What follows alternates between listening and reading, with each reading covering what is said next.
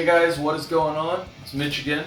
We are going to be talking about another thing that I built in Max MSP. If you don't remember what Max MSP Jitter is, it's a software developed by a company called Cycling74. We discussed it in a previous video, so you can check that out. What I made this time is actually a video compiler, which really just takes two videos and dumps them together in an interesting way.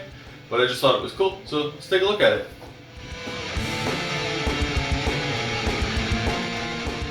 Alright, hey guys, let's take a look at this. As you can see on the left side of the screen here, we have the user interface. I went for this kind of black and purple sort of thing. Thought it was cool looking. If you can see here, I added two planes at the top where you can actually drop in videos. I tried to keep this entire patch as simple as I possibly could, and then I even guinea pigged it on some of my friends and my girlfriend to make sure that any person who's even not familiar with like signal processing would be able to use this. So I thought that was really applicable and fun. So you can see these two planes right here where you can drop a video. So let's go ahead and do that. Let's start the patch up here at the top. Maybe, there we go. Aha, here we are. So as you can see, it pulls two videos together, which is what a video compiler does. My favorite functionality is that you can rotate it here with the mouse. Let's get into each one of these. So if I fade over here to the left, you can see this video. I start adjusting the brightness, the contrast, the saturation on these things. My favorite part that I built in about these patches is actually this color button right here. So what it does is it's a color wanderer that drunkenly wanders around a color swatch to apply a hue to the video. So you can see it's kind of that flashy sort of colory thing.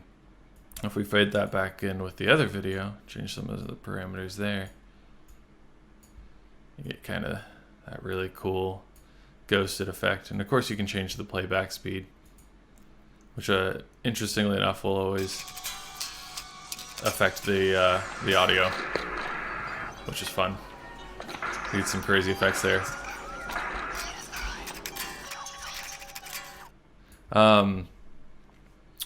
What is a really good feature is I built in this record option so that if you did end up making something really cool that you liked, you can always send it back out and then use it for other projects, or pull it back into here and do it again until things just keep getting more and more corrupted. My actual favorite thing to do with this patch is to use two of the same video. And since I actually have one of these delayed, no matter what, they're never going to be exactly the same. So you get this really cool kind of ghosting effect. Yeah. All right. Let's stop this real quick and let's take a look inside the patch. As you can see, it's not that complicated here. It's really just these two movies going into each their individual brightness, contrast, saturation objects, and then I just have a gate controlling whether it's going to hit this color wanderer or whether it's just going to be scaled out normally for how matrices are scaled within Max. And you can see this is the color wanderer. If we start at the patch up and we hit this color button and we come in here, we can actually see this running around on this color swatch, and that's how we're getting that crazy color wandering effect. Yeah, and besides that, it's pretty straightforward. Here's the object for the crossfade. It's literally just an xfade command into a jit.xfade. And then yeah, where it starts to get complicated is the rotation object. So what that really comes down to is a bit of math right here, which you can see in this box. Like there are commands for that in Max, but there has to be some sort of justifying mathematical operation so that your computer is able to interpret mouse movement within Max into rotation rather than just into X, Y. Yeah, and then here's recording off to the side. Cool.